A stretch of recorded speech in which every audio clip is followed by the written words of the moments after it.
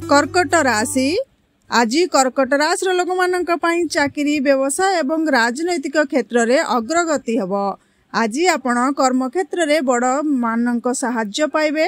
खर्च कम करंतु नचेत आपण को कष्ट सहबाकू पड़ पारे।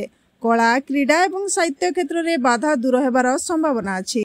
सिंह राशि लोकंकु आज साहस एवं धैर्य सहित काम करबाकू पड़िबो। कोनोसी कार्य रे तत्पर हुंतु नाही।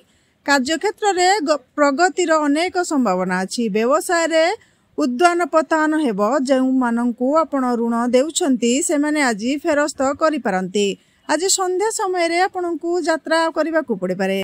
कन्या राशि आज कन्या राशि लोकंक पई राजनैतिक तथा सामाजिक क्षेत्र में उत्तेजना परिस्थिति सृष्टि हेबाकू जाउछि।